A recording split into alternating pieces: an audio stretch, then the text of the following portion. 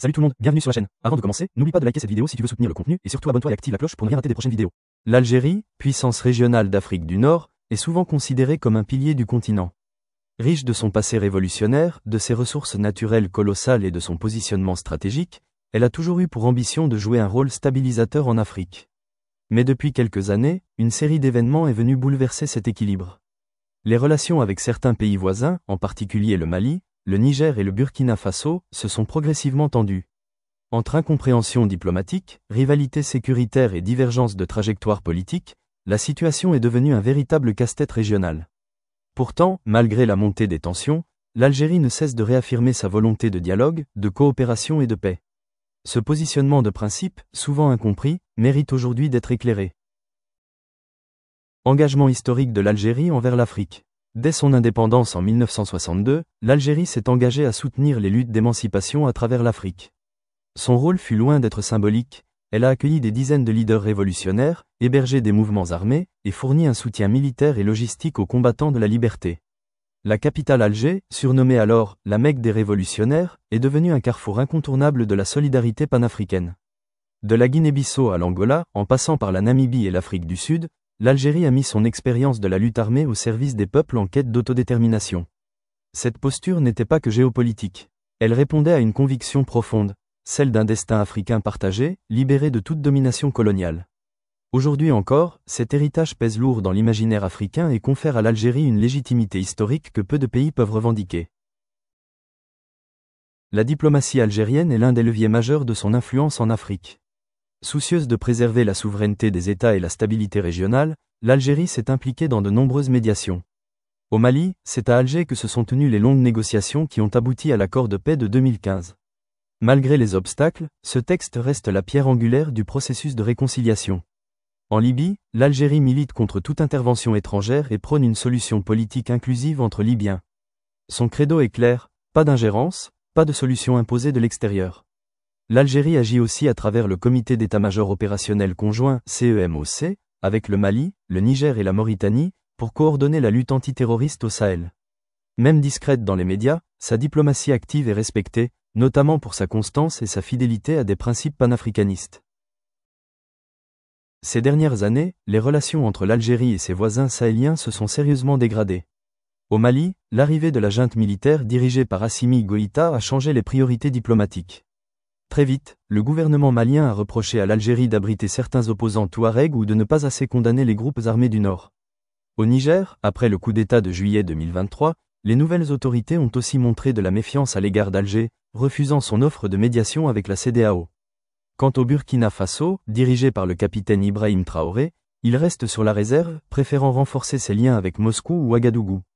Dans ce climat de suspicion, l'Algérie a vu ses initiatives diplomatiques être accueillies avec froideur, voire hostilité. Des accusations d'ingérence ont même été lancées, pourtant contredites par les faits. Les frontières algéro-maliennes ont été partiellement fermées, symbolisant un profond malaise régional. L'Algérie a été accusée à plusieurs reprises d'ingérence dans les affaires maliennes, en particulier par les autorités militaires de Bamako. Des voix affirment qu'elle soutiendrait en coulisses certains groupes armés, notamment Touareg, pour faire pression sur la junte. Mais aucune preuve concrète n'a été apportée, et Alger dément formellement ces allégations. En réalité, l'Algérie entretient des liens historiques avec la communauté touareg du nord du Mali, qu'elle connaît depuis les années 70. Elle n'a jamais nié ce lien culturel et humain, mais elle insiste sur sa neutralité politique. Ces accusations semblent surtout servir à justifier le repli souverainiste des régimes militaires sahéliens. La rhétorique anti-française ayant atteint ses limites, certains cherchent de nouveaux boucs émissaires pour expliquer leurs difficultés. L'Algérie, par sa stature régionale, devient une cible commode. Pourtant, elle reste fidèle à son principe de non-ingérence et préfère le dialogue aux pressions. Sa priorité, stabiliser la région. Face à la montée des tensions, l'Algérie est restée fidèle à sa ligne. Non-ingérence, respect de la souveraineté, et primauté du dialogue. Cette posture, parfois perçue comme rigide, s'appuie sur l'histoire même du pays, forgée dans la lutte contre la domination étrangère. Alger refuse toute forme de néocolonialisme, quelle que soit son origine, et s'oppose à l'idée que des puissances extérieures dictent l'agenda africain. Dans la crise au Niger, l'Algérie a été l'un des rares pays à proposer un plan de transition négocié avec les putschistes, sans menacer d'intervention militaire. Ce plan a été ignoré, mais il illustre l'approche algérienne. Privilégier la concertation, éviter l'escalade, préserver la paix. Dans les faits, cela signifie parfois l'isolement diplomatique temporaire. Mais pour Alger, il vaut mieux être fidèle à ses principes que céder aux logiques de guerre ou de rapport de force. L'Algérie veut être médiateur, pas acteur d'un conflit interafricain. La région sahélienne est aujourd'hui au cœur d'une lutte d'influence entre grandes puissances. Avec le départ progressif de l'armée française, la Russie, via le groupe Wagner, a pris pied au Mali, au Burkina Faso et en Centrafrique. Les États-Unis, quant à eux, maintiennent une présence discrète, notamment via des bases de surveillance. L'Algérie, elle, se retrouve au cœur de ce nouvel échiquier. Refusant d'aligner sa politique étrangère sur une puissance étrangère, elle tente de préserver sa neutralité. Ce positionnement n'est pas simple. Il suscite parfois l'incompréhension, voire des tensions avec certains pays alliés. Mais l'Algérie préfère miser sur la multipolarité, renforcer ses liens avec la Chine, la Turquie, ou encore le Sud global, tout en préservant ses intérêts stratégiques. Elle mise aussi sur une diplomatie économique, notamment via le gaz naturel, pour étendre son influence pacifique. Dans ce contexte, elle se veut un rempart contre la fragmentation du continent. Malgré les tensions actuelles, l'Algérie croit toujours à la possibilité d'un dialogue africain renouvelé. Elle appelle à une coopération sud-sud basée sur le respect mutuel et les intérêts partagés. Dans le domaine de l'énergie, elle propose d'élargir les réseaux d'interconnexion électrique avec ses voisins, ou encore de relancer le vieux projet de gazoduc transsaharien reliant le Nigeria à l'Europe via le Niger et l'Algérie. Sur le plan sécuritaire, elle propose une approche africaine des crises, libérée de la tutelle occidentale. Le projet de Centre africain d'études et de recherche sur le terrorisme, CAERT, basé à Alger, témoigne de cette ambition. Enfin, elle veut renforcer les liens culturels, universitaires et économiques avec les pays du Sahel, au-delà des seuls gouvernements. Car au fond, l'Algérie ne conçoit pas son avenir sans l'Afrique.